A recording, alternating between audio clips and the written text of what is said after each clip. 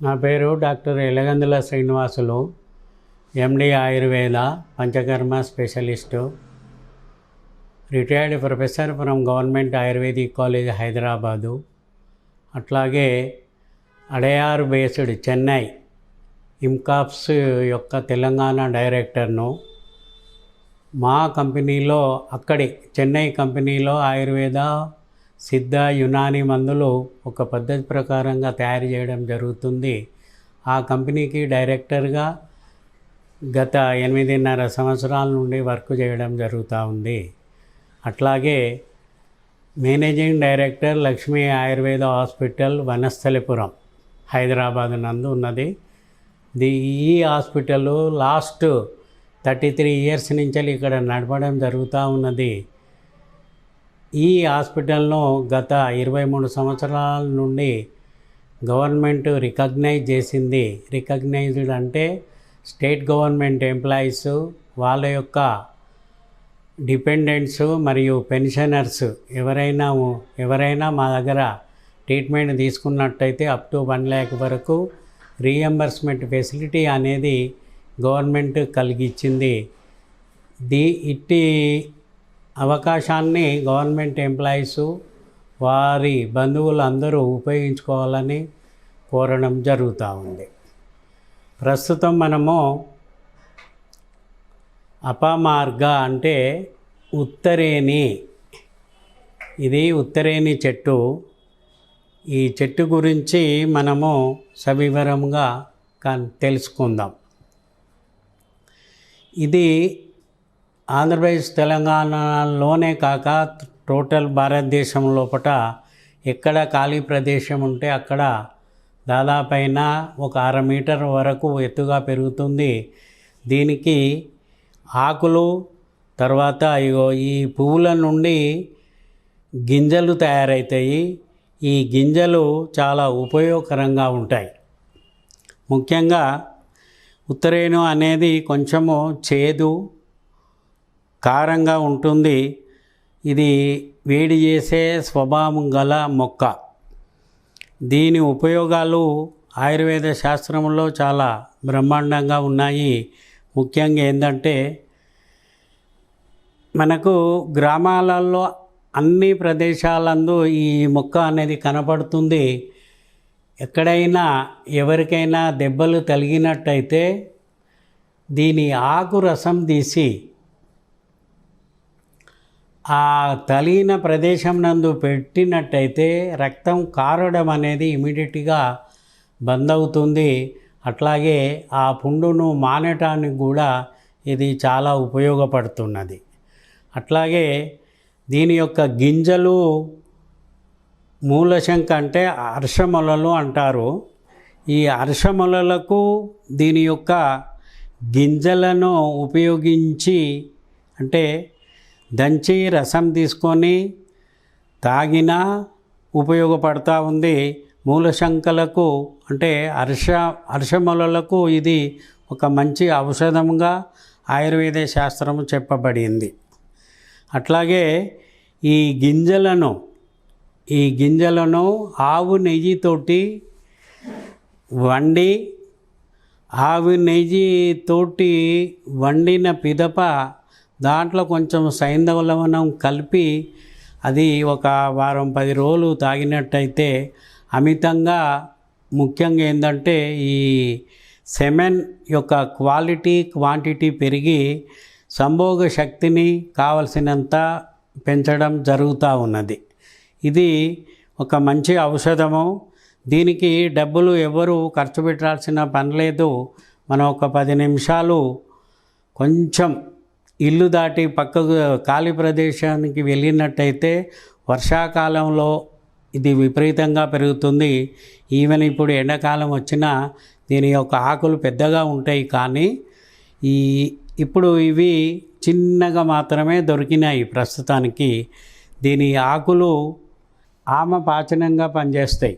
అంటే అగ్నిదీపంగా, అంటే శరీరం లోపల ఆకలి మందగించినప్పుడు, తర్వాత మలబద్ధకం ఏర్పడినప్పుడు దీని యొక్క రసం తీసుకొని తాగినట్టయితే కంప్లీట్గా ఆ అగ్నిమాంద్యం లాంటిది, అంటే ఆకలి రుచి లేకపోవడం లాంటి పూర్తిగా తగ్గిపోతుంది. ఇది మేము స్వయంగా చూసాము. దీని నుండి క్షారం కూడా తీస్తాం. క్షారం అంటే ఈ మొక్క యొక్క దాదాపుగా అన్ని పంచాంగాలంటే మూలము, ఆకులు, కాండము, గింజలు, తర్వాత పువ్వు, ఈ పంచాంగాలు మా ఆయుర్వేద శాస్త్రములో ప్రతి దాంట్లో ఉపయోగకరంగా ఉంటుంది అని చెప్పారు. ముఖ్యంగా ఇది మ్యాక్సిమం అంటే ఒక 2-3 కిలోలు సేకరించి శుభ్రంగా కడిగి నీడలో ఎండబెట్టి అక్కడనే మంట పెడితే బూడిద తయారవుతుంది. ఆ బూడిద నుండి మేము క్షారము తయారు చేస్తాము. ఆ క్షారము అనేది ఉదయం ఒక 1 గ్రాము, సాయంత్రం ఒక 1 గ్రాము విత్ అవిపతికర చూర్ణం అనేది ఆయుర్వేద శాస్త్రంలో ఈ ఆత్మానము, ఆ రుచి వీటికి చెప్పడం జరిగింది. దాంట్లో కలుపుకొని తాగినట్టయితే ఎలాంటి అంటే గ్యాస్ట్రిక్ ప్రాబ్లమ్స్ ఎలాంటివి ఉన్నా, పెప్టిక్ అల్సర్ సంబంధించినవి ఏమన్నా సమస్యలు ఉన్నా, అజీర్ణం ఉన్నా, శరీరం లోపల ఆమము అంటే పనికిరాని ఒక టాక్సిక్ మెటీరియల్ బాడీలో తయారవుతుంది. దాన్ని అరిగించడానికి కూడా ఈ మొక్క చాలా ఉపయోగకరంగా ఉంటుంది. అట్లాగే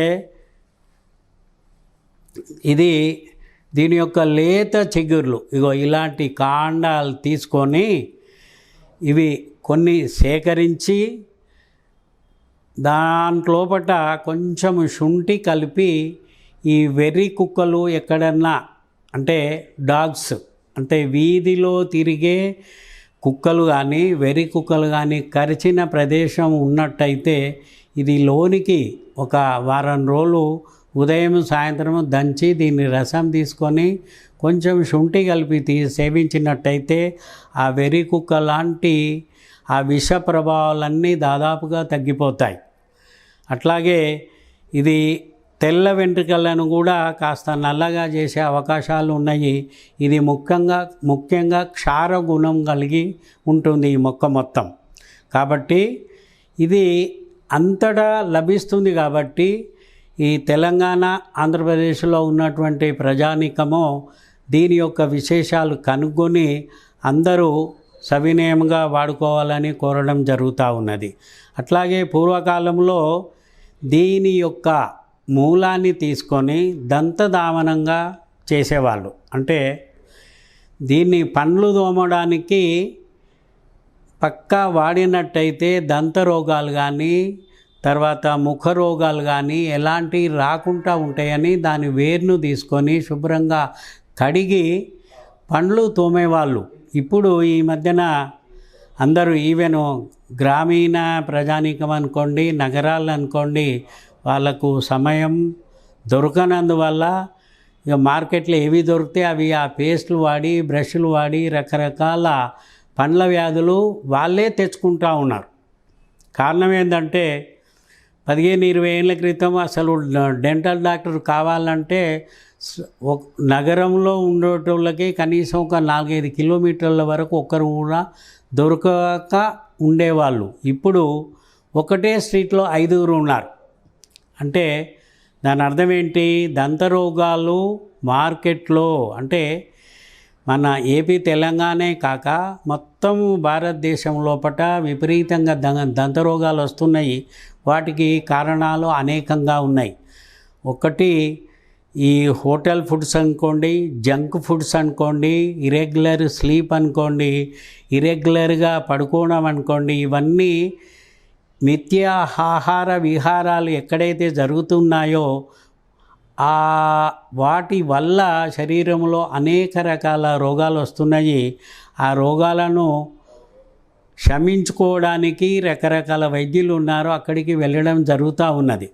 సరే, ఏది ఏమైనా కానీ ఇప్పటికైనా దీని గురించి తెలిసిన వాళ్ళు కనీసం ఈ వర్ష ఋతువు, శరద్ ఋతువు తర్వాత అంటే జనరల్గా జూన్ నుంచి వెళ్ళి మనకు జనవరి, ఫిబ్రవరి ఎండింగ్ వరకు దీని యొక్క మూలాలు మనకు దొరుకుతాయి. కాబట్టి వీటిని సేకరించి దంతధావనం అంటే పండ్లు తోముకోవడానికి వాడుకున్నట్టయితే లాలాస్రవం ఉత్పత్తి అయ్యి ఆమం అనేది దరిచేరకుండా వాళ్ళకు ఆకలి అనేది కరెక్ట్గా అయ్యి ఎలాంటి ఇబ్బందులు లేకుండా మోషన్ ఫ్రీ అయ్యి సమస్త రోగాలు దాదాపుగా తగ్గుతాయని మా నమ్మకం. కాబట్టి దీన్ని ఇప్పటికైనా కానీ దీని యొక్క మూలాన్ని సేకరించి దంతధావనానికి ఉపయోగించవలసిందిగా మేము చెప్పడం జరుగుతూ ఉన్నది. ఇది క్షారగుణం ఉండడం మూలంగా అగ్నిదీప్తి అంటే కడుపులో ఒక నొప్పి, తర్వాత కడుపు ఉబ్బరము, కడుపులకు సంబంధించిన ఎలాంటి సమస్యలు ఉన్నా ఇది ఈ ఉత్తరేణి అనేది చాలా బాగా పనిచేస్తుంది. ఇది అందరూ గమనించాలని మేము కోరడం జరుగుతూ ఉన్నది. జై ధన్వంతరి.